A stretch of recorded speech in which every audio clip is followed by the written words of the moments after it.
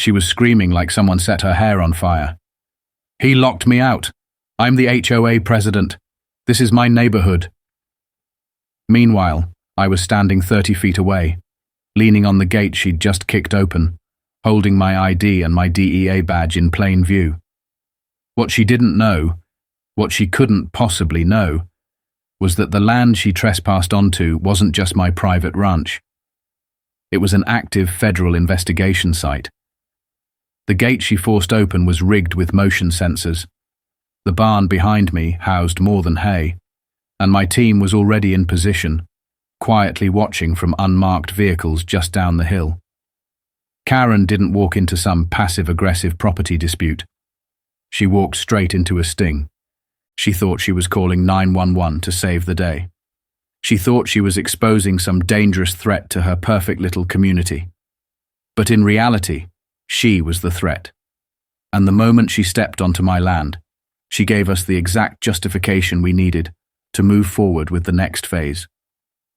I watched her pace behind the gate like a cornered raccoon, waving her phone, shouting at the dispatcher, trying to look authoritative in her HOA-issued polo, like she was leading a neighborhood patrol and not trespassing on federal soil. That moment, her voice cracking, her accusations flying, her total lack of awareness about what she'd just stepped into, was the end of a long, ridiculous war she'd been waging since the day I moved in. But it wasn't the beginning. It started half a year earlier, when I packed up my life and left the city. After spending over a decade dismantling meth labs and tracking cartel cash in suburban shadows, I'd had enough. I was burned out, exhausted. I didn't want sirens or surveillance vans or informants who couldn't keep their stories straight. I wanted air, space, quiet. So I bought myself a little slice of heaven. 20 acres just outside the border of an HOA development, close enough to civilization to hit a grocery store, far enough to breathe. I wanted to raise a few animals, fix up a barn, maybe even ride a horse now and then. No neighbors, no meetings, no politics, just me, the land, and the stars. I had no idea the real cartel I'd have to deal with wasn't in the hills. It was wearing pastel cardigans and carrying a clipboard. Karen showed up 3 days after I moved in, rolled up in her little golf cart with flashing yellow lights like she was some kind of community sheriff. Introduced herself with a smile that didn't reach her eyes and started immediately commenting on the color of my barn. Said it clashed with the neighborhood palette. I told her I wasn't in the neighborhood. She said, "Well, technically you're adjacent, which means we all have to live with your choices." I told her she was free to close her eyes if she didn't like the view. That didn't go over well. She came back the next day, this time to complain about my dogs. 2 border collies, sweet as can be unless you're a trespasser, which, in hindsight, should have been a warning for her. She said their barking might disturb the retirees in her cul-de-sac. I told her my dogs had better manners than most people, and more reason to bark. That earned me a death glare and a pamphlet on community noise expectations. I used it to start a fire that night in the pit behind my barn. She didn't stop. She hated that I parked my truck on gravel instead of a concrete pad. She hated the chickens. She hated that I installed solar panels without HOA approval. I reminded her again and again, I'm not part of the HOA. I bought this land because it wasn't under their thumb. But to Karen, lines on a map meant nothing. In her mind, if she could see it, she could control it. I didn't know it then, but that was the moment the war started. Not with a bang, but with a clipboard. And let me tell you, you've never experienced crazy until you've watched a middle-aged suburban tyrant slowly unravel because she can't regulate the shade of red on your barn. She escalated like a wildfire in a drought. It wasn't even subtle. I was brushing my horse one afternoon, enjoying one of the few quiet moments I had between the chaos of past life and the peace I was trying to build, when I heard this faint, high-pitched buzzing. I paused, looked up, And sure enough, there it was. A drone, sleek, shiny, hovering just above my stable like it was casing the joint. At first, I thought maybe one of the neighborhood kids got a new toy, but no, this wasn't play, it was surveillance. The drone tilted, rotated, hovered again, scanning, recording, and it didn't take long to figure out who was behind it. Karen. Of course it was Karen. She apparently decided that my property posed a visual risk to the community, and that aerial footage was necessary to determine just how many violations I was committing. Violations. On my land. That's the part that really stuck with me. I wasn't part of her HOA. I wasn't under her rules, her codes, her inspections. But in Karen's mind, she was judge, jury, and zoning enforcer. And that drone? That was her personal satellite, gathering intel on the outlaw who dared to park a truck on gravel and plant tomatoes without a permit. So I waved at it. Polite, calm. Let her know I saw it. Then I walked inside, grabbed my shotgun, walked back out, and turned it into 1,000 pieces of glittering plastic and wires. The shot echoed across the hills. My horse didn't even flinch. Neither did I. But about 20 minutes later, the intercom at the gate buzzed like a hornet's nest. There she was, Karen in full meltdown mode, screaming that I had destroyed her private property and that she was going to press charges. I reminded her that flying a drone over private land without consent was illegal. She tried to argue that the airspace above homes was community property. I told her she might want to run that theory by the FAA next time she files a harassment complaint. That's when she said it, the line I'll never forget. "You've made an enemy for life." I laughed, told her, "Karen, I work for the government. You should be more specific." She didn't get it. She never does. But that was the first time I realized something important. I wasn't dealing with a bored neighbor or a cranky retiree with too much time on her hands. I was dealing with a control freak with zero boundaries and a deep pathological need to assert power over things that didn't belong to her. And she had just decided that I was going to be her project. I hadn't planned on using my badge. I really hadn't. I was technically off duty. The work I was doing out here was low-key. Intel collection, strategic observation. Nothing flashy. But when Karen filed a formal complaint with the HOA claiming my buildings were unregistered and in violation of setback ordinances, I knew I had to get ahead of this. Because what she didn't know, what she couldn't know, was that this land wasn't just a retirement project for me. It was positioned exactly where we needed it, right next to a suspected rural supply chain for a cartel cell we'd been tracking. And every time Karen got nosy, she didn't just put herself in danger. She risked blowing the cover on an operation that had been 3 years in the making. Still, I tried diplomacy. Invited the HOA board over for a barbecue. Figured I'd kill them with kindness. Most of them were decent. 2 board members even showed up, had a few drinks, and by beer number 3, they started loosening up. Told me Karen had been trying to push a vote to annex my property into the HOA. Something about an obscure clause that allowed boundary expansion if civic interest could be demonstrated. I laughed, asked if they knew she'd been stealing water from my well. They blinked. Said number. That was when I knew. Karen wasn't just annoying, she was sneaky. My water pressure had been acting up for weeks, especially in the early mornings, enough to make me curious. So I installed a pressure monitor, and sure enough, there were spikes. Sudden drops followed by quick refills, always around 4:15 a.m. That's when I started looking closer. Walked the property line, checked the old fence, and there it was, half buried under the brush. A PVC pipe running under the fence line straight toward her side of the development. I followed it, ducking behind trees like I was back in field ops, and sure enough, it snaked all the way to her precious flower beds. She'd tapped into my private water supply to run her irrigation system. Unlicensed, unauthorized, and absolutely illegal. But I didn't confront her, not directly. Instead, I got creative. See, the ranch has a backup tank, a grey water reserve we use to manage livestock waste runoff. Nothing toxic, just pungent. I rerouted that tank straight into her little DIY pipe. It was surgical. 2 days later, I was sipping coffee on my porch when I heard the scream. Looked over and saw her standing on her lawn, staring in horror at her brown roses and grass that smelled like a sewer line exploded.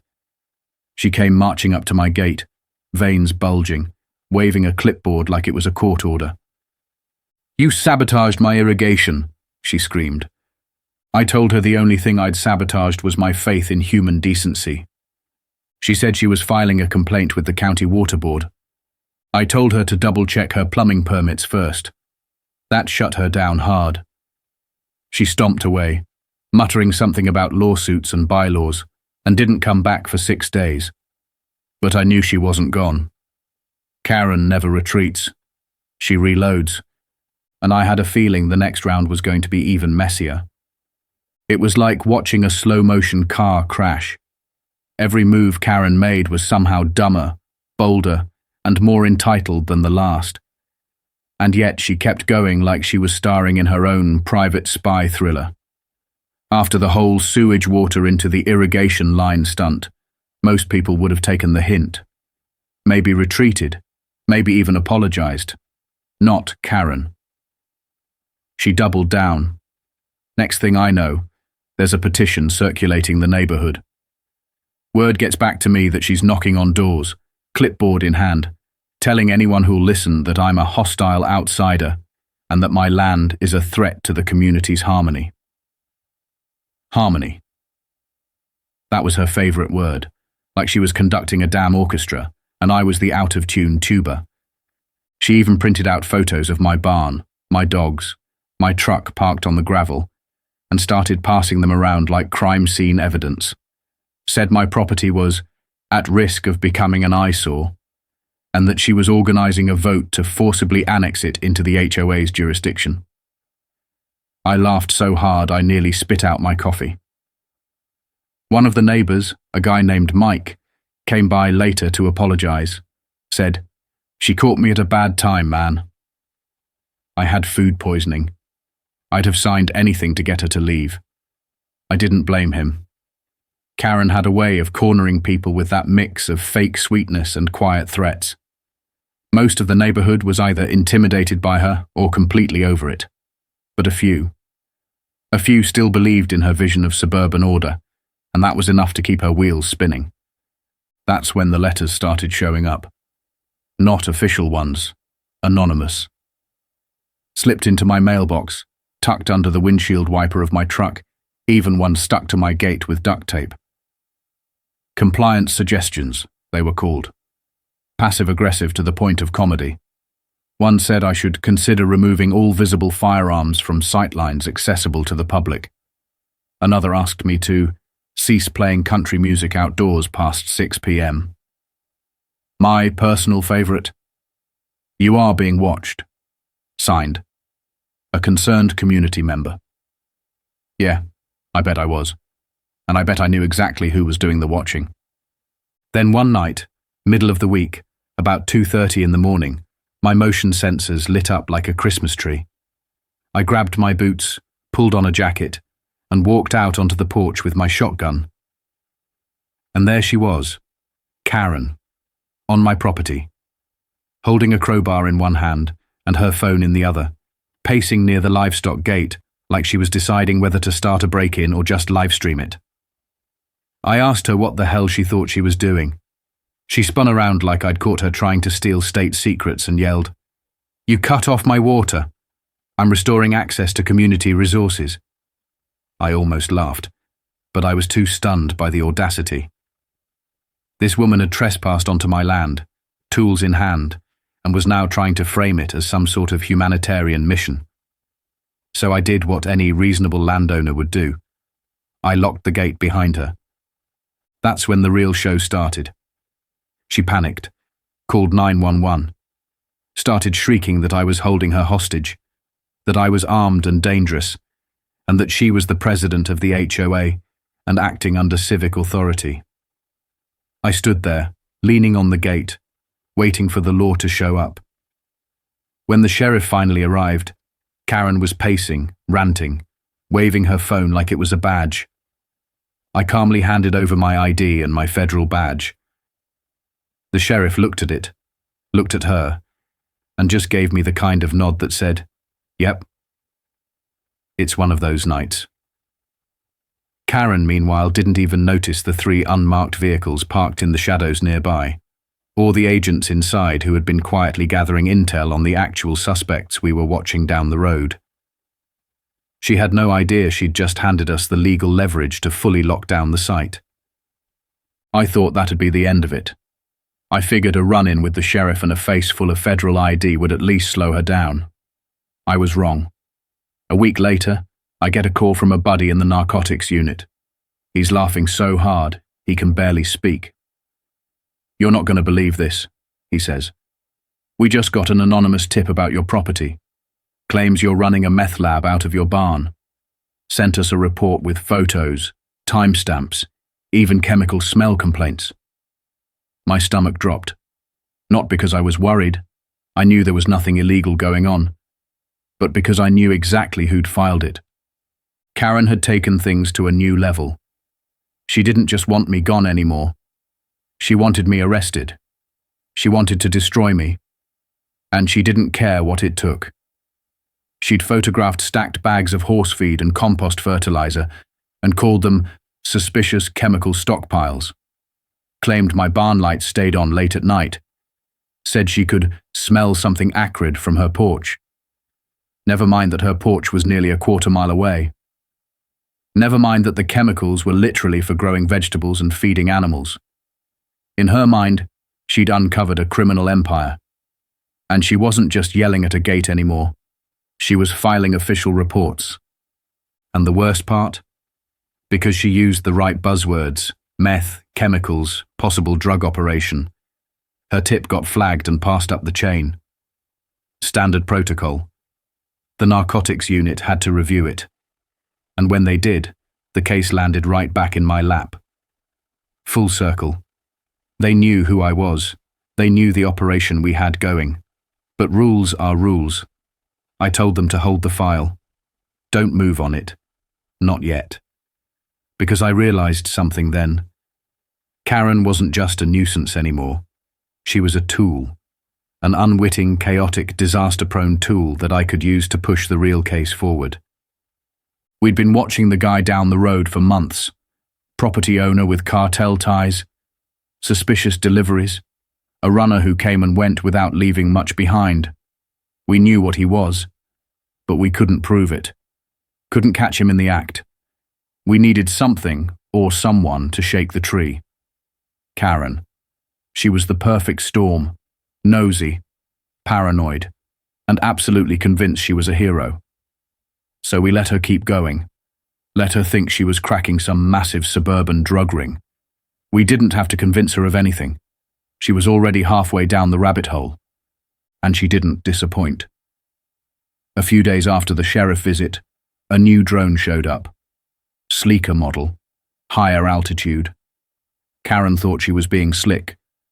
What she didn't know was that I'd already upgraded my counter-surveillance setup. We jammed it, forced it to autoland. Then we pulled the footage. She'd been zooming in on my barn again, on my shed, even the back of my truck. Like she was assembling a case for law and order, HOA unit. We left the drone on her front porch with a sticky note that said, "Smile next time." I figured that would rattle her. Instead, it encouraged her. Because a week later, she did something so wildly Karen, it almost didn't seem real. She hired a private investigator. The guy she brought in looked like he hadn't seen the inside of a clean shirt since 2007. Old sedan. Big telephoto lens. Parked behind a row of trees like we wouldn't notice. He sat there for hours, taking pictures, writing notes, watching. We knew he was there within 15 minutes. My team had a field day. One of the guys brought out a folding chair, sat directly in the investigator's line of sight, and started eating popcorn. But here's where it got interesting. He wasn't just watching me. He was watching the neighbor too, the one we'd been trying to nail. Karen had convinced herself we were partners in crime, that my ranch and the neighbor's operation were connected, that we were funneling chemicals through barn doors and whispering cartel secrets over the fence line. And when she saw the runner show up in broad daylight and make a drop, she didn't take that intel to the sheriff. She didn't send it to anyone official. She emailed it, photos, notes, everything, directly to the runner. She thought he was the cop, and that was it. That was the moment. Because when he opened that email, our digital monitoring flagged the connection. Karen, in all her self-righteous glory, had just built a digital bridge between herself and a known cartel intermediary. She wasn't just watching anymore. She was participating. And the best part, she had no idea. She showed up again. Of course she did. This time she had a new accessory. Glasses with a built-in body cam, and a thick manila folder clutched in her arms like it contained state secrets. She didn't buzz the gate. She didn't announce herself. She just marched up to the fence, pulled out her phone, and started barking into it like she was reporting for duty. I stood back and watched. I'd seen war zones quieter than this woman's approach. She rattled off a list of code violations, so long it sounded rehearsed. Everything from unapproved exterior lighting to suspicious non-native plant species. She filmed everything. My barn, the dogs, my solar panels. She acted like she was walking through a crime scene instead of a ranch that's been in compliance with every regulation that actually matters. I told her to leave. She refused. She called me a rogue element, said she was fulfilling her civic responsibility as the acting HOA president. The sheriff had to come down again. He told her, calmly but firmly, that she was trespassing and could be charged if she didn't get off my land immediately. She tried to argue that I was the threat, that she was protecting the community. He looked at me. I gave him a shrug. We both knew exactly what was going on. Karen was trying to goad me into reacting. She wanted me to lose it, to slip, to give her something she could actually use. But I wasn't going to give her that satisfaction. She finally left, stormed off actually, but not before hurling the folder over the gate like it was a grenade. Inside that folder, everything. Photos of my property, timelines of my comings and goings, maps with red arrows and scribbled notes that looked like they'd been taken straight out of a conspiracy theorist's notebook.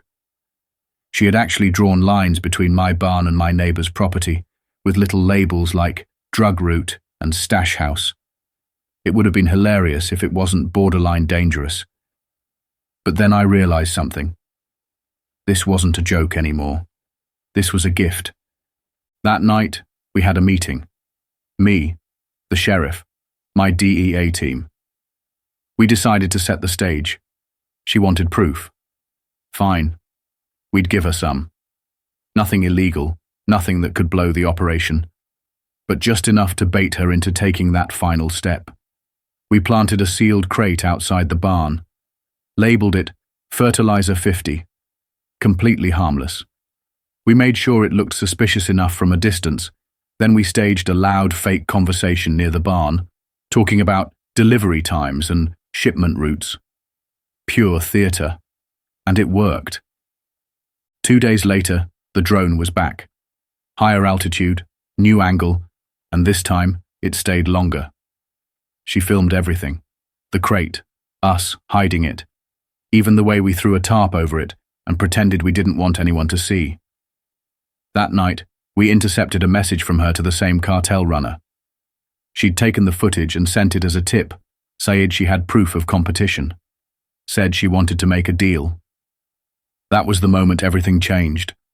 Karen wasn't just playing neighborhood detective anymore.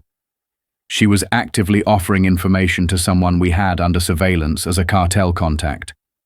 She thought she was taking down a criminal. She didn't realize she was helping one. The next morning, My handler called me. Told me the runner had responded. He wanted to meet. Said he was interested in seeing the footage and talking terms. Karen didn't hesitate. She said yes. That's when I knew we had her. Not just for trespassing or harassment. Not just for being a pathological neighborhood tyrant. We had her for conspiracy, for obstruction, for offering falsified intel to a suspected cartel affiliate. She had officially inserted herself into a federal investigation, and she'd done it with such smug confidence, she still thought she was the hero in the story. But what made it absolutely perfect, the kind of poetic irony you just can't make up, was the location she picked for the meet. My ranch. My land. The very place she wasn't supposed to be in the first place. She said it would be convenient, said she knew the terrain. What she didn't realize was that by choosing my ranch, she made everything easier for us. No chasing, no surveillance vans, no scrambling for evidence. She was bringing the crime to us. All we had to do was wait. We prepped for it like a stage play. Everyone had their role.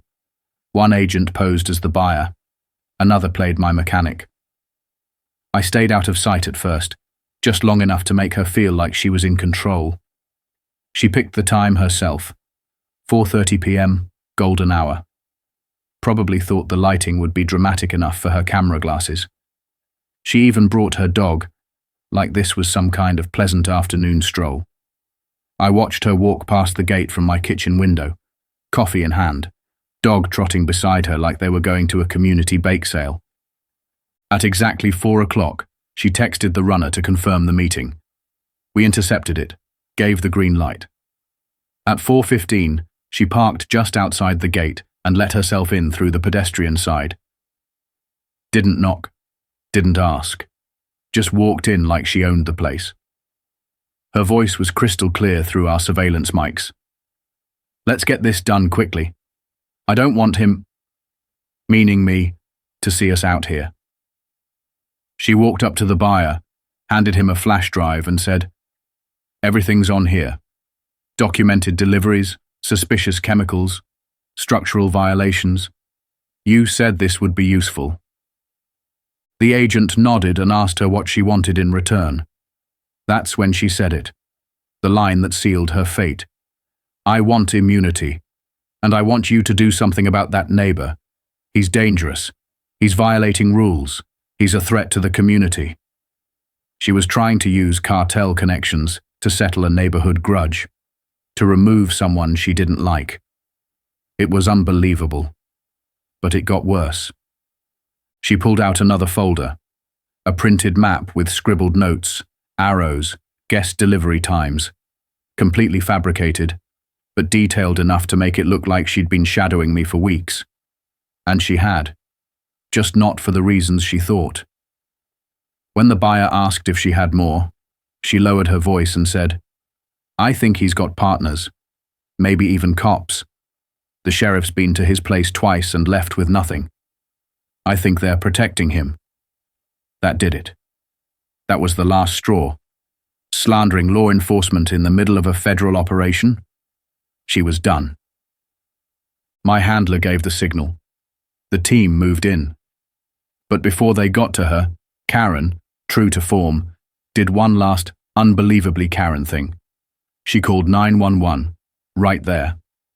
Standing in the middle of my ranch, surrounded by federal agents in plain clothes, negotiating with a suspected cartel contact, she called emergency services, told dispatch she was negotiating with a criminal and required police presence to ensure compliance. I could barely process it. She thought she was the one running a sting. The sheriff pulled up about 10 minutes later, lights off, quiet approach. He stepped out, saw her waving at him like he was her personal butler, and walked over slowly. She started pointing at my barn, ranting, "That's where he keeps the barrels. I saw men loading them yesterday. I have photos. He's dealing out of there. I brought proof." He looked at her, then at me. I stepped forward, let my badge catch the sunlight. "Ma'am," I said, You're trespassing on federal property in the middle of an active investigation." She blinked like someone smacked her with a frying pan. "No, I'm not. This is neighborhood land. I'm the HOA president." "No," I said. "You're interfering with a DEA operation." That's when the buyer, now clearly wearing an earpiece, was joined by 2 other agents. You could see it hit her all at once. Her eyes jumped between faces. Her mouth opened, then shut, then opened again. "That's not possible," she whispered. I called this in. I'm helping." "No," I said. "You tried to sell fake intel to a cartel contact, falsely accused a federal agent, and conducted illegal surveillance on federal property. You're not helping. You're under arrest." The cuffs went on. She screamed the whole time, still clinging to the idea that she was undercover, that she was the good guy, that she'd saved the community from me. Even as they read her rights, she was yelling about bylaws and compliance and neighborhood safety. She still didn't get it. But she would. Soon. Because the HOA president, who thought she was the savior of the suburbs, was now officially part of a federal sting. And she'd walked straight into it, with her head held high and her clipboard in hand. And the best part, she'd picked the location herself.